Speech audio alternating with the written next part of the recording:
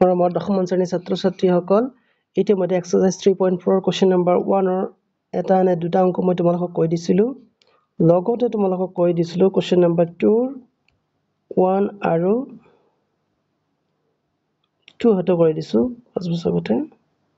নুৰৰ বয়স আচ্ছা 2 নম্বৰটো মই কৰি দিবলৈ চেষ্টা কৰিছো 2 নম্বৰৰ পৰা আৰম্ভ কৰি বাকিখিনি মই কৰি দিবলৈ লৈছো তোমালোকক ফাইন 2 নম্বৰ আৰম্ভ কৰিছো 2 ৰ 2 মানে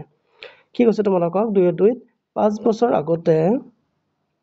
নুৰৰ বয়স সোণৰ 3 গুণ আছিল 10 বছৰ পিছত নুৰ সোণৰ 2 গুণ ডাঙৰ হ'ব নুৰ আৰু সোণৰ বৰ্তমান বয়স কিমান ফাইন এটা তোমালোকক উলিয়াব লাগে আচ্ছা এতিয়া আমি ধৰি ললো ইয়াত দুটা ক্যাৰেক্টাৰ আছে গতিকে দুজনৰ বয়স আমি বৰ্তমান বয়স ধৰি লম কোৱেশ্চন নম্বৰ 2 এনেকা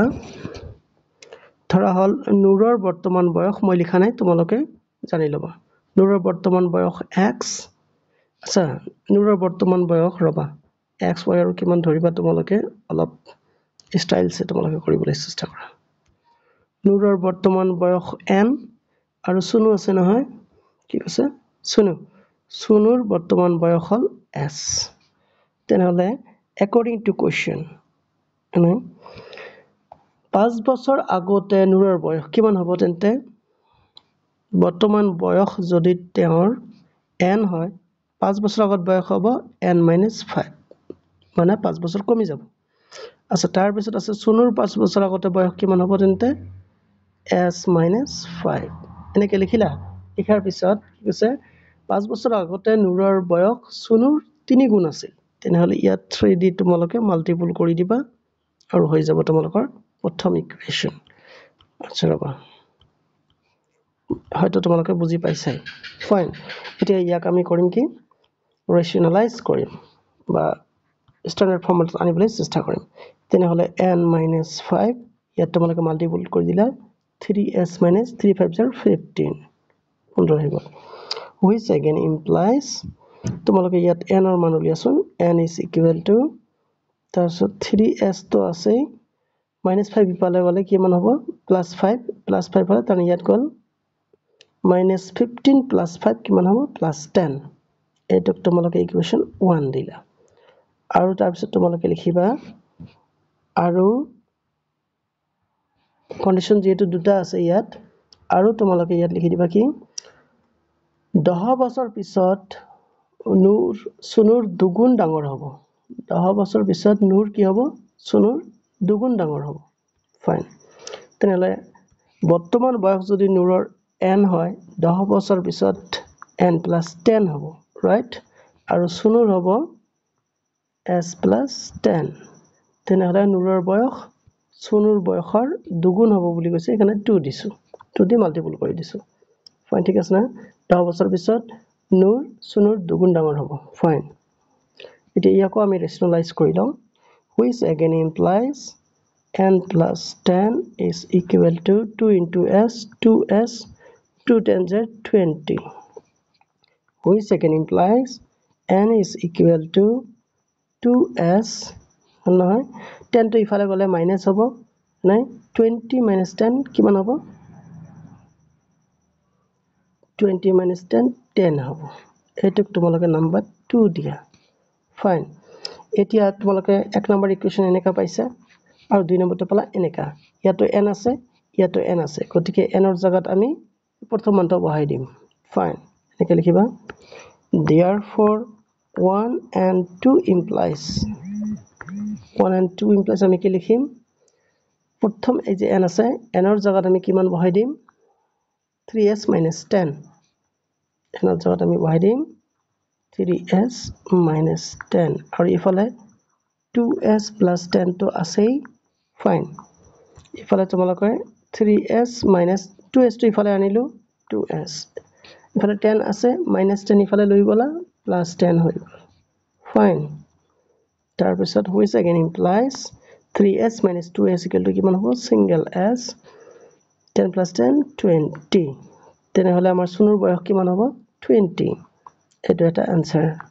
ফাইন এতিয়া নুৰৰ বয়স লাগে therefore 1 implies 1 ত কি আছিল যে n is equal to 3s minus 10 আছিল নেকি ৰবা মই চাই দিছো 3s minus shit এটা plus 10 কিন্তু দেই ৰবাচোন minus 10 এক নম্বৰ 3s minus 10 ঠিক আছে এক নম্বৰ আছিল তোমালোকৰ 3s minus 10 ফাইন তেনেহলে 3 into s s মানে হল কি আমাৰ সুনুৰ বয়স minus 10 3 2 জাৰ কিমান হ'ব 6 60 minus 10 তেনেহলে কিমান হৈ গ'ল 50 which is equal to 50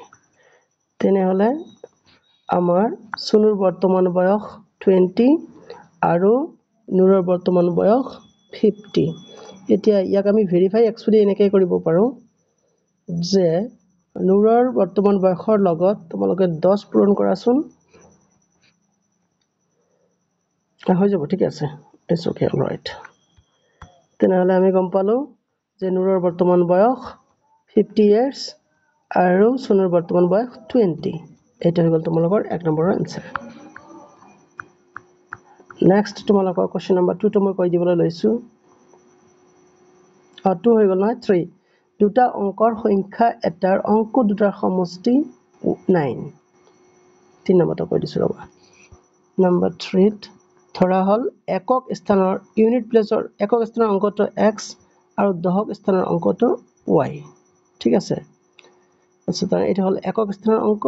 x ধৰিলো আৰু দশক স্থানৰ অংক y তেনেহলে according to question কি হ'ব x plus y অংক দুটাৰ যোগফল ঠিক আছে অংক দুটাৰ সমষ্টি 90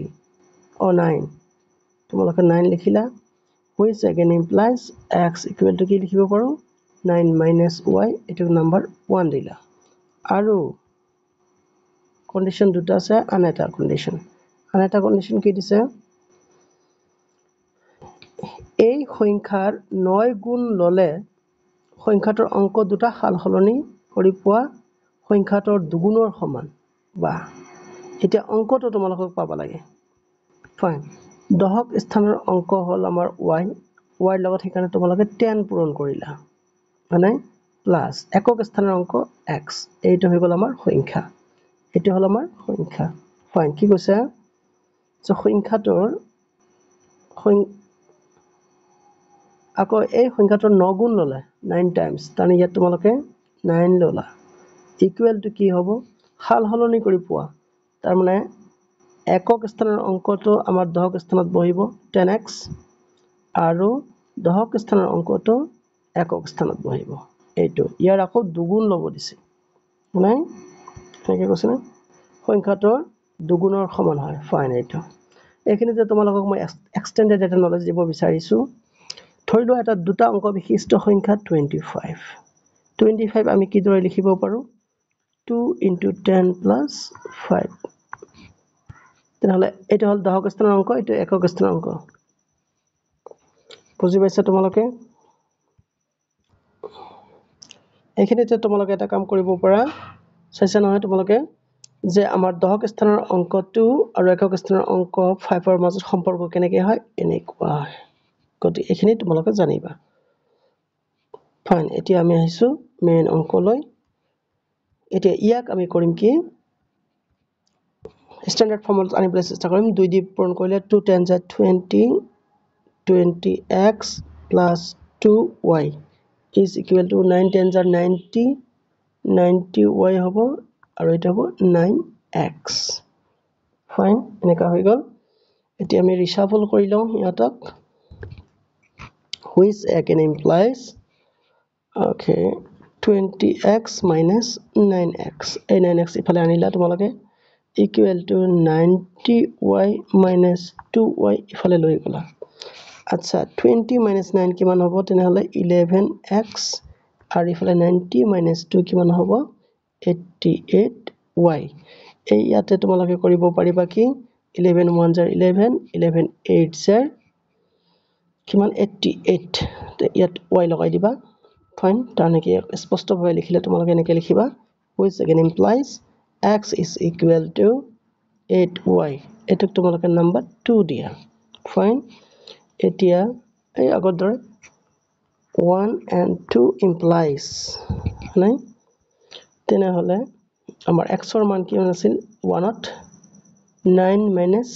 y আছিল x ৰ মান আছিল 9 minus y গতি আমি 2 ত বহাই দিম x ৰ জায়গাত আমি বহাম কি 9 minus y which is equal to 8y